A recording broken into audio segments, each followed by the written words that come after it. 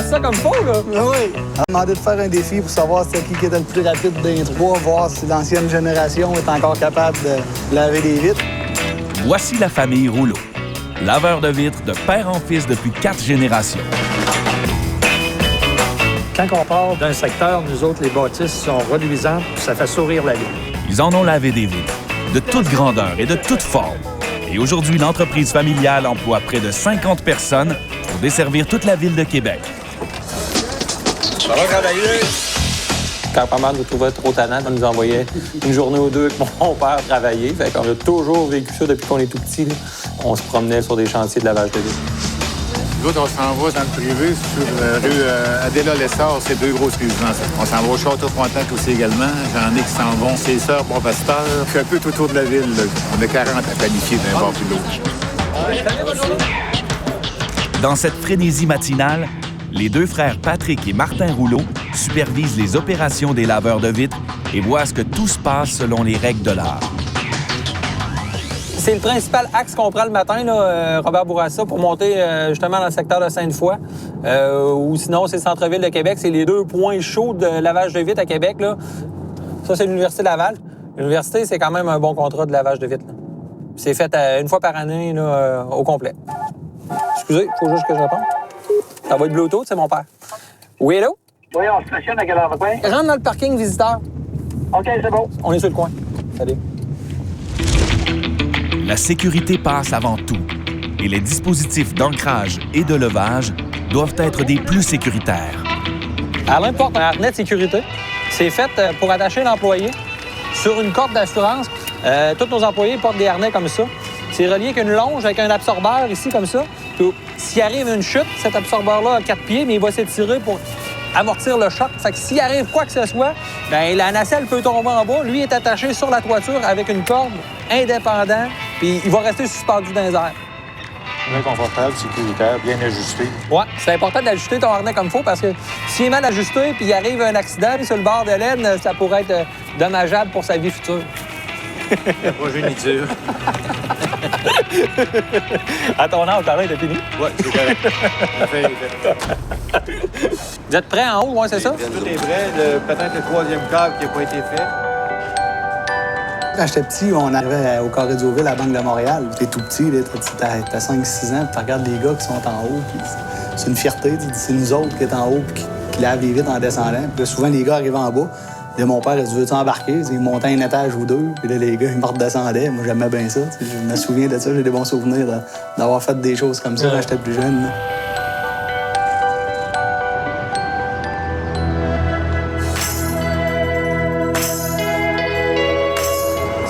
Ça fait combien d'années qu'on lave les vitres ici? Je te dirais qu'on a commencé ça aux alentours de 1982. 82, t'as commencé? Oui, dans Ça l'ancienne s'est partie. toujours fait au stage, puis c'est comme ça? Ou c'est avant ça? Ici, ça s'est toujours fait au stage. OK. Oui. Ah ouais. Dans ce temps-là, c'était au tir-fort. Oui. Il y avait des rails à couverture ici. Ici, en arrière, avec ils des sont encore boissons. là. Les rails sont encore là, mais ils sont plus utilisés. C'est ça. Ouais. On pourrait quasiment aller voir ça pendant que les gars s'installent. Mon père, nous autres, quand on était petits, il travaillait énormément. Il était pas souvent à la maison. Il partait, il travaillait fort. C'est lui qui a créé l'entreprise, en guillemets, parce qu'il a repris ça de son père qui était décédé, mais il est reparti à la base. Ça fait longtemps que t'étais pas venu, ça. Ça a changé, parce qu'avant, le comptoir était là.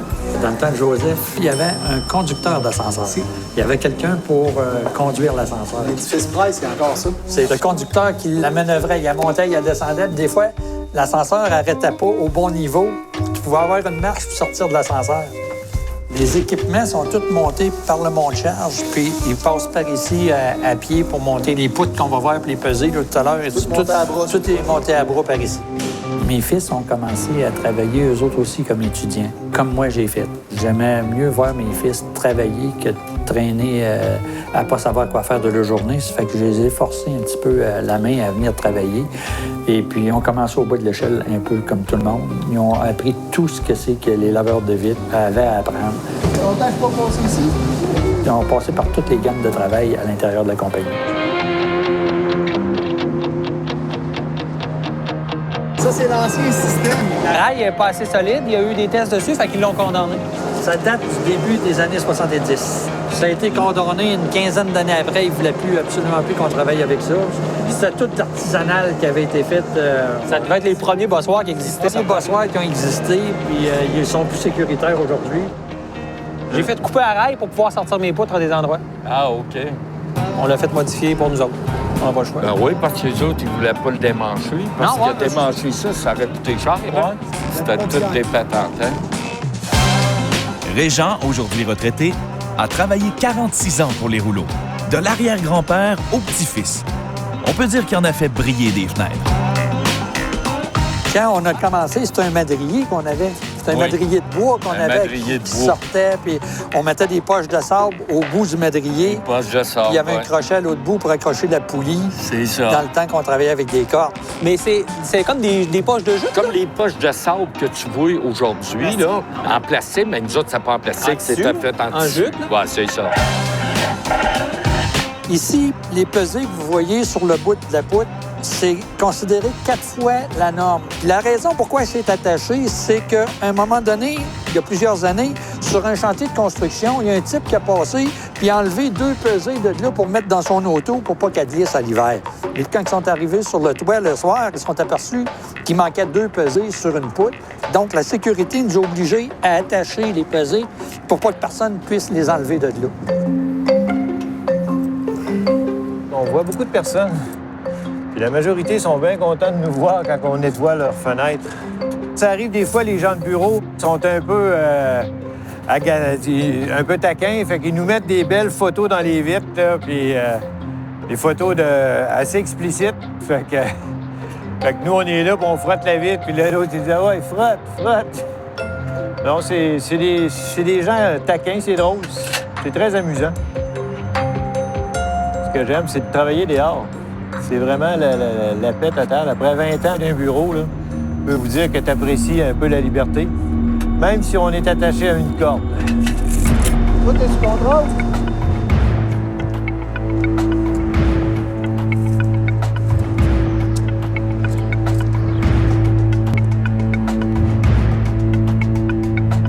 Dans le temps, là, tu vois la corde de vie là, qui tient le gars, la corde bleue, là, ben nous autres, il n'y en avait pas. Ça n'existait pas, ça. Là. Le type, là, si le système tombait, le type tombait avec le système, il n'y avait pas de corde de vie, il n'y avait pas rien de ça. Là.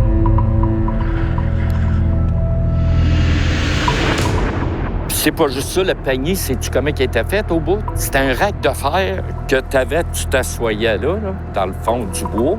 Après ça, tu avais 4 choses de fer qui montaient, qui faisaient un crochet de même en haut. Imagine-toi, si tu tombais, là, tu étais poigné avec le rack de fer, tu descendais avec? Là. Tu descendais avec, veux pas. Y a-t-il arrivé des accidents? Jamais. On n'a jamais eu. Non, on n'a jamais eu d'accident majeur. Dans le champ, vous avez quasiment été chanceux parce que... Ouais. Si tu regardes ça aujourd'hui, c'est inconcevable. Inconcevable de travailler de même. Hey, impossible.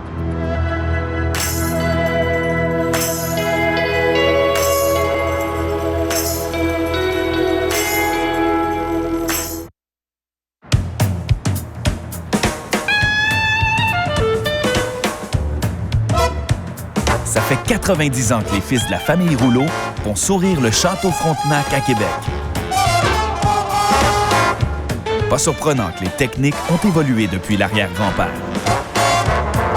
Ça prend-tu une scène ou une 85 pour aller faire la job? Vous autres, vous sortiez le galon dans le temps? Le galon. Nous autres, on sort le laser. Nous autres, on sortait une corde, on trippait ça en bas, après ça, on mesurait la corde. On n'avait pas le choix, le galon n'était pas assez long.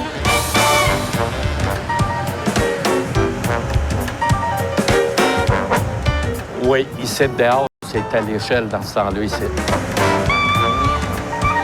Jusqu'au rond en haut. Ça montait assez haut encore. On faisait ça jusqu'à là. Le château est divisé en plusieurs parties, des lucarnes. C'est assez complexe à faire le travail du château Frontenac. C'était dur pour le bout des doigts. Tu sais, t'arrivais avec ton linge là, dans chaque coin de vitre. Il y en avait des coins de vitre là-dedans. Là. Après ça, le chamois, plus un linge sec après pour finir la job. Fallait que tu fasses ça à chaque carreau. Les nacelles élévatrices n'ont pas toujours existé sur le chantier. Tout un défi pour atteindre les lucarnes. Les plus téméraires y allaient au péril de leur vie. C'était ça, être laveur de vitres. On voit encore les anciens crochets là, de chaque côté de la fenêtre. Là. Autrefois, là, le type sortait par la petite vitre d'en bas. Il pouvait accrocher sa ceinture sur ces crochets-là, puis il lavait la fenêtre, puis il rentrait par la petite fenêtre d'en bas. Le laveur de vitre avait la ceinture alentour du corps, et puis en étant accroché des deux côtés de la fenêtre, il pouvait s'appuyer dans sa ceinture, puis il pouvait travailler au bout de son bras, comme ça, en étant sur une petite tablette. C'était les ceintures de laveur de vitre qu'on avait dans le temps. Il sortait par la fenêtre, il se laissait aller dans le vide, les pieds sur la tablette, le gars lavait sa vitre. Il s'arrêtait d'être conforme ça, au début des années 80. De moins en moins d'édifices, ça revenait de ça, il y a eu des accidents. On voit des petites fenêtres à plusieurs endroits. On voit des grandes fenêtres. Il fallait s'ajuster à chaque fois par rapport à la grandeur de la fenêtre. Plus le cadre était serré, plus le type était loin de la vitre. Plus la vitre était large, plus le type était près de la vitre. Ouais, ça fait des nœuds, il te faisait un nœud dans la ceinture comme ça pour être... Ça, probablement qu'il faisait des vitres plus étroites. À ce moment-là, il était plus près de la vitre en ratissant sa ceinture. Ce que c'est qui nous retardait beaucoup aussi, c'est que c'est des chambres. Et puis, il fallait passer par l'intérieur des chambres. Donc, les chambres étaient occupées. Donc, on ne pouvait pas faire tout un étage d'une suite. On pouvait faire 3-4 chambres sur un étage, 2-3 chambres sur un autre étage. Notre travail devenait beaucoup à courir d'une chambre à l'autre. Et puis, ça nous demandait beaucoup de déplacements, ce que c'est qui nous prenait beaucoup plus de temps pour effectuer les travaux. Vu qu'on effectue beaucoup plus de travaux par l'extérieur avec la machinerie, puis ça occasionne un autre genre de problème. Quand on arrive dans une fenêtre de chambre au 8e ou au 9e étage, la madame qui sort de sa douche, elle ne s'attend pas de voir un monsieur dans la fenêtre à l'extérieur. Ça fait que donc, on a souvent des plaintes de cette nature-là. Vous vous doutez un peu de ce que c'est qui peut se passer dans les chambres d'hôtel. Bien, nos employés, ils ont tout vu dans les chambres d'hôtel. On peut dire que l'arrière-grand-père Joseph Rouleau a vraiment débuté au bas de l'échelle. En arpentant les rues avec ses chiffons et ses brosses, il faisait du porte-à-porte pour offrir ses services. Dans le temps, le travail se faisait tout à pied. On descendait une rue, on faisait quasiment la totalité des magasins à laver les vitres qui étaient tout un à côté de l'autre. Puis après ça, il est venu le temps où on a commencé à utiliser des véhicules pour travailler parce qu'on devait aller à Sainte-Foy, à Sillery, on devait se promener un petit peu en banlieue de la ville. Si tu regardes ça, aujourd'hui, les poutres sont en aluminium, mais dans notre temps, la poutre sur le bois, sur le toit était en bois. C'est un madrier de bois qu'on avait. On se rentrait des écharpes de bois. Des écharpes de bois dans les mains. Les cordes, c'était pareil. Tu te rentrais des écharpes dans les mains. C'est ça.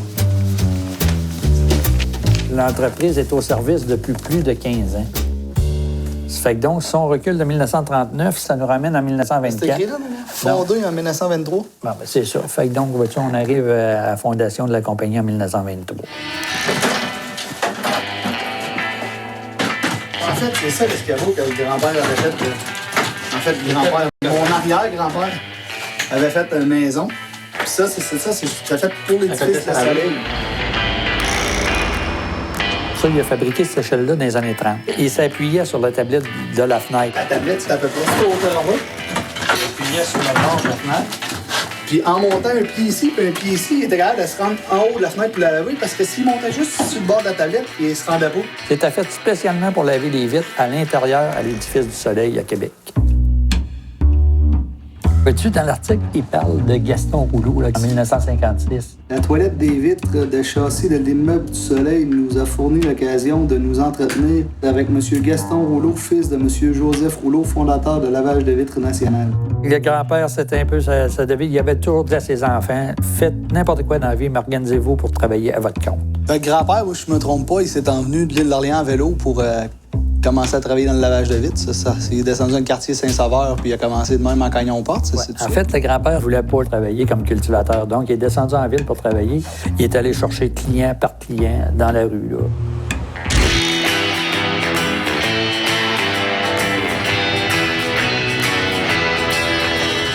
Alors, ici, c'est à la maison du grand-père Rouleau. Et puis le garage vert que tu vois là, c'était là que le lavage de vitres se passait. Les échelles, tout est entreposé à l'intérieur de ce garage-là. Ça se réunissait ici sur le trottoir, là, dans les années 50, puis les échelles étaient toutes dans le garage. C'est comme aujourd'hui, ils dispatchent les jobs, les gars partaient. Le point de départ était sur le trottoir ici, c'est ça. C'était ça, le garage de l'époque. Il y a encore des échelles. C'est ça. C'est ça que je regardais. Il y a des échelles debout. Non. Il y a des échelles. C'est des échelles aluminium. Ma première job, j'ai faite, c'était dans un concessionnaire automobile. J'avais échappé une échelle sur un char neuf dans le parking. Première journée? Première journée. J'avais laissé l'échelle à côté, j'étais parti me chercher de l'eau, ben elle avait tombé au vent. C'est le char flambant nous dans le parking. Première journée de travail, j'avais commencé là.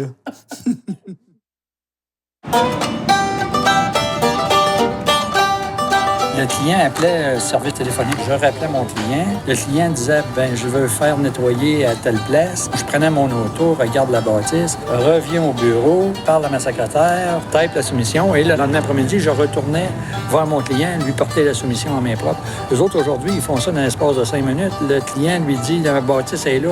Il regarde sur Google Maps. Ils voient la bâtisse. Ils disent au client, on va te charger de temps. Tout ce que ça prenait une journée à faire, ils le font dans 5 minutes.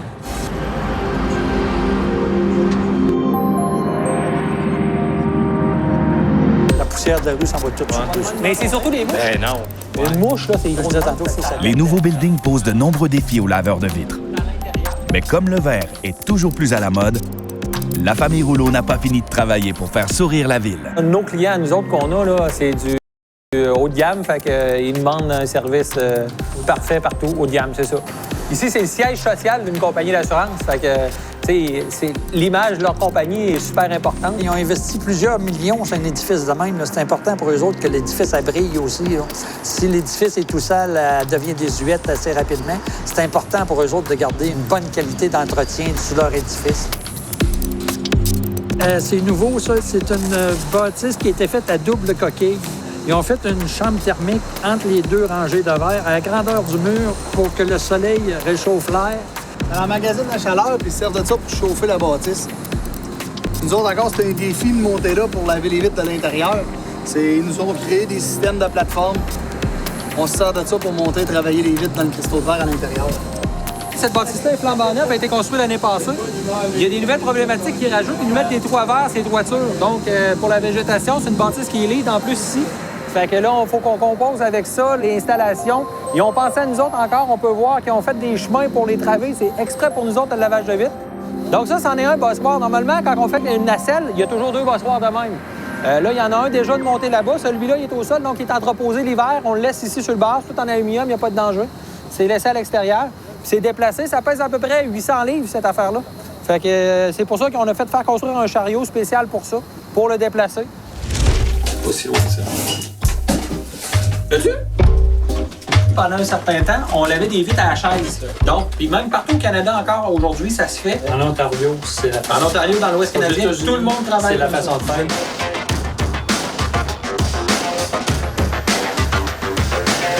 Comme ça, 6 avec la chaise à Chaudière-là. Un homme peut descendre sur le bord de la bâtisse, ça rappelle, mais c'est interdit de laver des vitres parce qu'ils ont peur de risque de chute d'objets.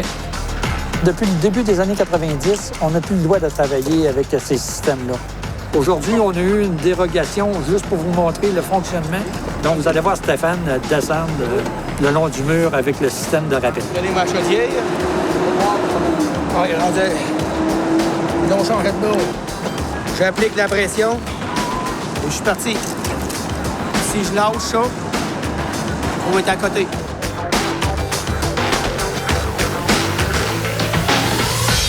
On a travaillé pendant 5 à 10 ans au moins avec des systèmes de rappel comme vous voyez là dans le moment. Aujourd'hui, le système est désuet et il y a trop de risques d'accident. Le laveur de vitres peut se cogner les genoux au mur ou il peut être transporté par le vent.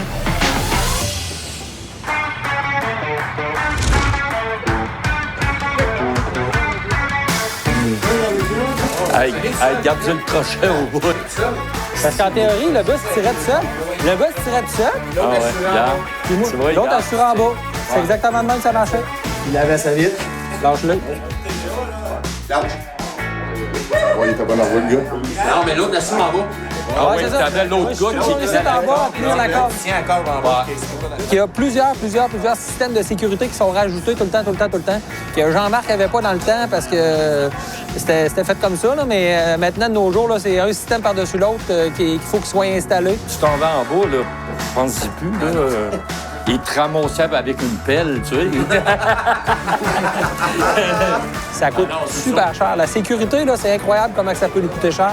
Mais, tu sais, on n'a pas le choix. Puis, comme je dis à tout le monde, moi, mes gars, c'est juste leur job, là. Et le soir, ils ont d'autres choses à faire chez eux. Fait que ça me tente pas que quelqu'un dorme. Fait que c'est travailler sécuritairement, installez-vous. Ça a un coût parce que c'est bien plus long, l'installation de ça.